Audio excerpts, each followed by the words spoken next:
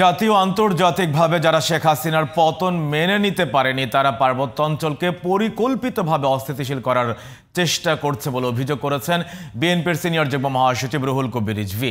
সকালে নয়াপল্টনে পূজা মণ্ডপ পরিদর্শন শেষে তিনি বলেন, ধর্মীয় সম্প্রীতি নষ্টের চেষ্টা করলেও সবাই সতর্ক থাকায় পূজা শান্তিপূর্ণভাবে পালিত হচ্ছে।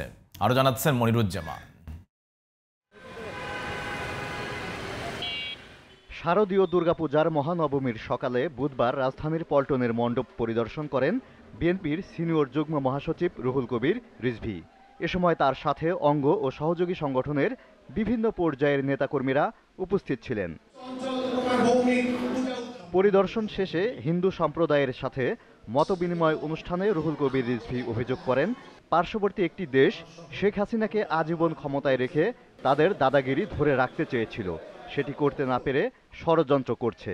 বাংলাদেশকে অস্থিতিশীল করার একটা জাতীয় আন্তর্জাতিক চক্রান্ত, যারা শেখ হাসিনার পতনকে মেনে নিতে পারেনি তারাই এই চক্রান্ত করে যাচ্ছে যে এই দুর্গাপূজার সময় এমন কিছু ঘটনা ঘটাতে হবে যাতে বাংলাদেশের ভাবমূর্তি নষ্ট হয়। যে দেশের হিন্দু মুসলমান একসাথে স্বাধীনতা আনতে পারে একাত্তরে, তারা আবার নতুন করে কারো উপনিবেশে পরিণত হবে, এটা কি কেউ বিশ্বাস করতে পারে দেশের জনগণ? অনুষ্ঠানে অন্য নেতারা বলেন, বিএনপি অসাম্প্রদায়িক চেতনার রাজনীতি করলেও আওয়ামী লীগ সবসময় সাম্প্রদায়িকতার তকমা দেওয়ার ষড়যন্ত্র করেছে।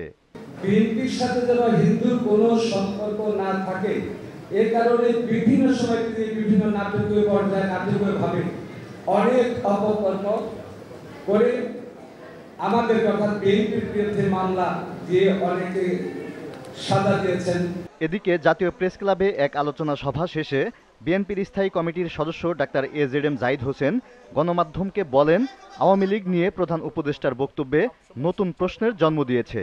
তারা গণদুশ্মন এবং তাদের নির্বাচন কেন, তাদের এই দেশের মানুষের এসে তারা নির্বিঘ্নে বিচার ছাড়া বা তাদের অনুসূচনা ছাড়া, আজকে যদি আমরা ৭১ নিয়ে এত কথা বলি, তাহলে এই ২৪-এ গত ১৫ বৎসর দেশের ভোটাধিকার চুরি, দিনের ভোট রাতে করেছে, তার জন্য তাদের অনুশোচনা হবে না, এটা তো হতে পারে না।